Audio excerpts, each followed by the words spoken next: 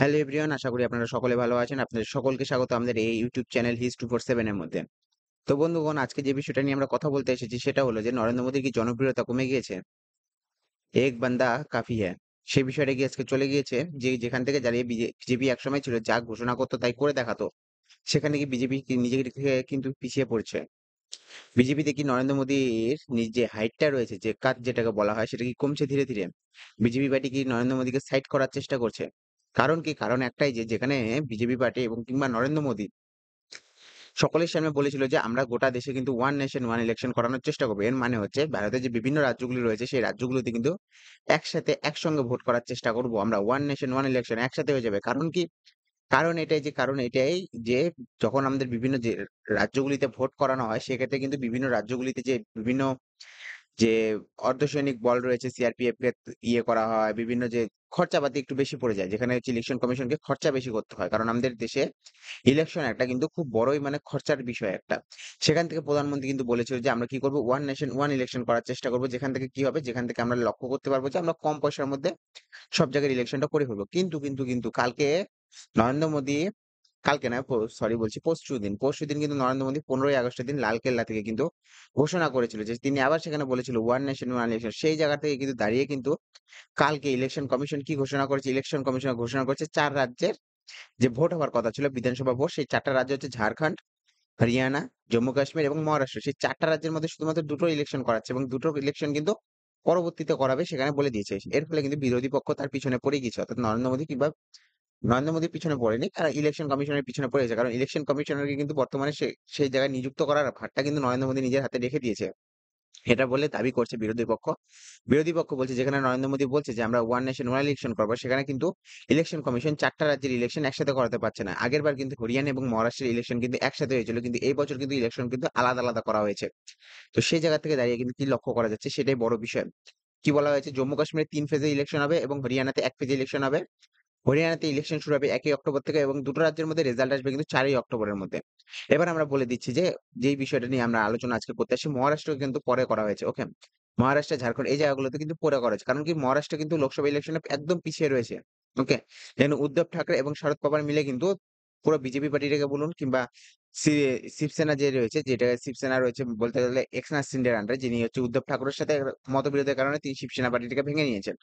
সে জায়গায় এবং অজিত পাওয়ার কিন্তু কি করেছে? অজিত পাওয়ার কিন্তু বিজেপির সাথে মিলে গেছে, যে শরদ পাওয়ারের ভাই।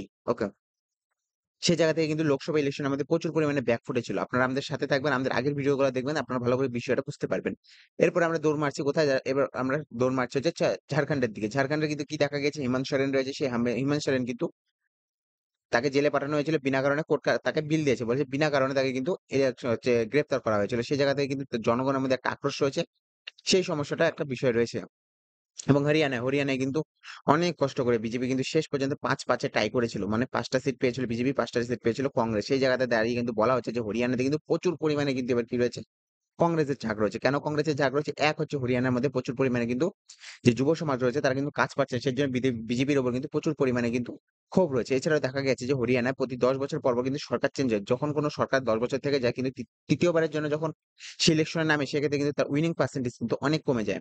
এছাড়াও কি রয়েছে? এছাড়াও রয়েছে, যেটা রয়েছে সেটা অলিম্পিককে নিয়ে। অলিম্পিকে যেই সময় সরকার ঘোষণা করে যে একটা নির্দিষ্ট মানে টাকা কি করা হবে, অলিম্পিকের জন্য খরচা করা হবে এবং বিভিন্ন রাজ্যগুলিতে দেওয়া হবে। যেখানে হরিয়ানা কিন্তু প্রতিবার প্রচুর মেডেল নিয়ে আসে। সবচেয়ে বেশি মেডেল কিন্তু হরিয়ানা নিয়ে এসেছে।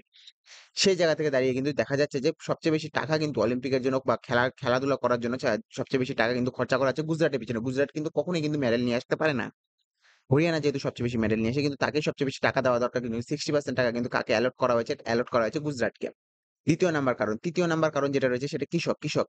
আমরা সকলে জানি পাঞ্জাব, হরিয়ানা এইসব জায়গাতে কিন্তু গ্রিন রেভলিউশন যেটা ছিল, ওকে, সেই গ্রিন রেভলিউশন কিন্তু খুব পরিমাণে প্রচলন হয়েছিল এবং সেখানকার কৃষকরা কিন্তু খুবই কঠোর। যেখানে আমরা দেখছিলাম কৃষক আন্দোলনে কৃষকরা কিন্তু বাধ্য করেছিল সরকারকে নিজের বিল কিন্তু ফেরত নেওয়ার জন্য। সেই জায়গায় দাঁড়িয়ে কিন্তু দেখা যাচ্ছিল যে সবচেয়ে বেশি একটা সমস্যার দিক যেটা দাঁড়াচ্ছিল কৃষকদের নিয়ে। কৃষকরা কাদের সাহায্য করবে? এবং কৃষকরা কিন্তু বিজেপির থেকে মুখ মোড়ে নিয়েছে। কারণ মিনিমাম এমএসপি যে রয়েছে, মিনিমাম ন্যূনতম যে একটা রয়েছে এমএসপি, মিনিমাম সাপোর্ট প্রাইস যে রয়েছে, যাকে বাংলাতে বেসিক্যালি বলা হয় ন্যূনতম একটা যে ফসলের দাম, সেটাকে নির্ধারণ করা কিন্তু সরকার বারবারই সেটা কিন্তু নিজের মনোভাব কিন্তু দূরে রেখেছে। এছাড়াও কিন্তু এই সরকারকে মনে করা হয় যে এই সরকার হচ্ছে কর্পোরেটের সরকার এবং এই সরকার কি করবে? কৃষি ক্ষেত্রেও কিন্তু কর্পোরেটে কিন্তু প্রাইভেট সেক্টরকে প্রবেশ করানোর চেষ্টা করা রয়েছে। সেই জায়গায় দাঁড়িয়ে কিন্তু কৃষকরা প্রচুর পরিমাণে বিদ্রোহ করেছিল এবং কৃষি বিল কিন্তু ফেরত দিতে বাধ্য হয়েছিল। এবার আমরা মহারাষ্ট্রের খেলাটাতে আসি। মহারাষ্ট্রের খেলাটা আমরা সকলে জানি বিজেপির সাথে বিজেপি একটা পার্টি রয়েছে, একটা পার্টি অন্য পার্টি রয়েছে যেটা এনডিএ। আমরা বলতে পারি ইন্ডিয়া গুট, ইন্ডিয়া গুট। সেই জায়গা থেকে বাদ দিয়ে আমরা যেই সব বিষয়গুলো নিয়ে আলোচনা করব, এনডিএ গ্রুপের মধ্যে কে রয়েছে বা বিজেপির সাথে কে রয়েছে? বিজেপির সাথে রয়েছে শরদ পাওয়ারের ভাই অজিত পাওয়ার। যার উপর কিন্তু বিজেপি সরকার নরেন্দ্র মোদী নিজে বলেছিল তার উপরে কিন্তু কয়েক হাজার কোটি টাকার ঘোটালা রয়েছে। যেখানে বিজেপি কিন্তু একসময় কি বলা হতো বিজেপির যে সমর্থকরা রয়েছে তারা কিন্তু এই অজিত পাওয়ারকে প্রচন্ড পরিমাণে গালাগালি করতো। সেই অজিত পাওয়ারই যখন বিজেপির সাথে মিলে যায় সেই ক্ষেত্রে কিন্তু সেখানকার যে বিজেপি সমর্থকরা রয়েছে তারা কিন্তু লোকসভা ইলেকশনের মধ্যে কিন্তু বিজেপির হয়ে ভোট প্রচারে বেরোয়নি। দ্বিতীয় পয়েন্টে কে রয়েছে? বিজেপির সাথে রয়েছে অজিত পাওয়ার এবং সাথে রয়েছে কিন্তু একনাথ শিন্ডে। একনাথ শিন্ডে সেই একনাথ শিন্ডে যে উদ্ধব ঠাকরে যে পার্টি ছিল, যখন উদ্ধব ঠাকরে মুখ্যমন্ত্রী ছিল সেই সময় কিন্তু তার পার্টি ভেঙে কিন্তু সেই পুরো শিবসেনাটাকে নিজের কাছে নিয়ে নেয়। ওকে শিবসেনাটাকে কি করে নিজের কাছে নিয়ে গিয়ে কিন্তু তারা বিজেপির সাথে মিলে গিয়ে কিন্তু তারা সরকার গঠন করে। তো বিজেপির সাথে রয়েছে অজিত পাওয়ার, সাথে রয়েছে একনাথ শিন্ডে। কিন্তু ভবিষ্যতে বলা যাচ্ছে যে অজিত পাওয়ারকে কিন্তু সাইড লাইন করে দিবে। কারণ অজিত পাওয়ারকে নিয়ে লোকসভা ইলেকশনে যে স্বপ্ন দেখেছিল বিজেপি পার্টি, সেই কিন্তু স্বপ্ন কিন্তু সাকার হতে পারেনি। কারণ অজিত পাওয়ারকে নিয়েও কিন্তু বিজেপির মহারাষ্ট্রে কোনো লাভ হয়নি। উল্টো দিকে উদ্ধব ঠাকরে রয়েছে। উদ্ধব ঠাকরে এবং শরদ পাওয়ার কিন্তু মিলে গিয়েছে। উদ্ধব ঠাকরে যে হচ্ছে শিবসেনা পার্টির মানে পূর্বের মুখ্যমন্ত্রী ছিল, এখন বর্তমানে তার পার্টির নাম হচ্ছে শিবসেনা। উদ্ধব বালাসাহেব ঠাকরের পুরো পার্টিটার নাম বলা হয়েছে।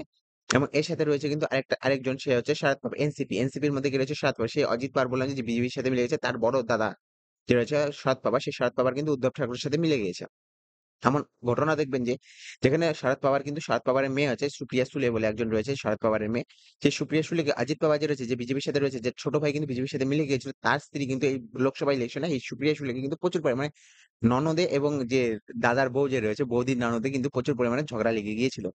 এরপরে যে জিনিসটা লক্ষ্য করা যাবে সেই জিনিসটা হচ্ছে মহারাষ্ট্রের ক্ষেত্রে কি লক্ষ্য করা যায়? মহারাষ্ট্রে কিন্তু বিজেপিকে জিততে হবে। সেই জন্য মহারাষ্ট্রের ইলেকশন কিন্তু বিজেপি ভাইটাল করে দিয়েছে। মানে পিছিয়ে দিয়েছে। এর জন্য পিছিয়ে দিয়েছে কারণ কি মহারাষ্ট্র কিন্তু একটা ইকোনমিক হাব। এই ইকোনমিক হাবের মধ্যে কিন্তু যেহেতু আম্বানি, আদানি হচ্ছে বিজেপির খুব ক্লোজ মনে করা হয়। সেজন্য বলা হচ্ছে যে এই আম্বানি, আদানি কিন্তু অনেকগুলো কনট্যাক্ট রয়েছে। কোথার মধ্যে রয়েছে? বেসিক্যালি কনট্যাক্ট গুলো রয়েছে মহারাষ্ট্রের মতো এলাকাগুলোর মধ্যে। এর কারণ কি আপনারা যদি সবচেয়ে বেশি করে একটু পড়াশোনা করে থাকেন বা কিংবা খবর মধ্যে থেকে থাকেন সেক্ষেত্রে আপনি লক্ষ্য করতে পারবেন যে গোটা বিশ্বের মধ্যে সবচেয়ে ঘন একটা যদি আসলাম কোথাও থাকে বা বস্তি কোথাও থাকে সেটা হচ্ছে ধারাবি, মহারাষ্ট্রের ধারাবি। এই মহারাষ্ট্রের ধারাবিকে পুনর্ভাবে নতুনভাবে বানানোর জন্য কিন্তু টেন্ডার পেয়েছে হচ্ছে গৌতম আদানি। আদানি কোম্পানি কিন্তু এটা টেন্ডার পেয়েছে। কিন্তু উদ্ধব ঠাকরে বলেছে যদি তারা হচ্ছে এবার ভোটে জিতে আসে সবাই কিন্তু এই টেন্ডার কিন্তু ক্যানসেল করে দিবে। তো এর জন্য কি হচ্ছে যত বড় গুলা জায়গার মধ্যে টেন্ডার নিয়ে রেখেছে আদানি গ্রুপ, সেই জায়গাগুলোতে কিন্তু জিতা বিজেপির পক্ষে খুবই জরুরি। এই জায়গাগুলোতে যদি বিজেপি না জিততে পারে সেক্ষেত্রে কিন্তু এই টেন্ডার গুলো মিস হয়ে যাবে। তার জন্য কিন্তু বিজেপি কিন্তু এই মহারাষ্ট্রের মধ্যে যেটাকে বলা হচ্ছে যে কর্পোরেট বম্বিং যেটা রয়েছে, মানে কর্পোরেটের যে জায়গাগুলো রয়েছে সেই জায়গাগুলো কিন্তু হেঁটে যাবে। সেই জায়গাগুলোতে ব্লাস্ট হবে সেই জায়গাগুলো। সেই জায়গাগুলো থেকে দাঁড়িয়ে কিন্তু সেখান থেকে কিন্তু সরে যেতে হবে। এর জন্য কিন্তু বিজেপি চাচ্ছে যে এই জায়গাটা একসাথে আমরা সব জায়গায় ৪ টা জায়গায় যদি একসাথে ইলেকশন হয়, ছত্তিশগড়, মহারাষ্ট্র, হরিয়ানা এবং জম্মু কাশ্মীর, এক্ষেত্রে কিন্তু রিসোর্সেস সব জায়গায় সমান ভাবে মানে বিজেপির যে পার্টির লোক রয়েছে সেইভাবে কিন্তু ভোট প্রচার করতে পারবে না। সেজন্য কি করেছে দুটো আলাদা করেছে, দুটো আলাদা করেছে। ওকে, তো মহারাষ্ট্রে কিন্তু খুবই জরুরি। মহারাষ্ট্র যদি একবার বিজেপির হাতছাড়া হয়ে যায় সেক্ষেত্রে কিন্তু প্রচুর পরিমাণে অসম্ভব খেলা হয়ে যাবে। কারণ লোকসভা ইলেকশনে কিন্তু প্রচুর পরিমাণে পিছিয়ে রয়েছে মহারাষ্ট্র। সেজন্য বলা হচ্ছে যে কি দেখা যাবে শিবসেনা জিতে আসবে? যে শিবসেনার সাথে যে রয়েছে অজিত পাওয়ার, এবং বলেছে কিন্তু অজিত পাওয়ার বলছি, শরদ পাওয়ার। অজিত পাওয়ার তো বিজেপির সাথে রয়েছে। শরদ পাওয়ার কি রয়েছে? শরদ পাওয়ার কিন্তু বারবার বলে যাচ্ছে যে এবার কিন্তু তারা কংগ্রেস, শরদ পাওয়ার এবং উদ্ধব ঠাকরে ৩ জন মিলে লড়বে। ওকে? আর মহারাষ্ট্রে কিন্তু প্রচুর পরিমাণে এবার হাওয়া বইছে যে কংগ্রেস নিজে কিন্তু সিট খুলবে, এবং কংগ্রেস যদি না আসে এনসিপি যে রয়েছে এনসিপি এবং উদ্ধব ঠাকরে মিলে কিন্তু পুরো বিজেপি পার্টিকে কিন্তু সেখান থেকে বের করে দেবে। বিজেপি এখন কিন্তু তার পুরোনো খেলোয়াড়দের নিয়ে আসছে, যেখানে আমরা বলে দেবেন্দ্র ফডণবিস যে রয়েছে সেই জায়গায় কিন্তু নিয়ে আসছে।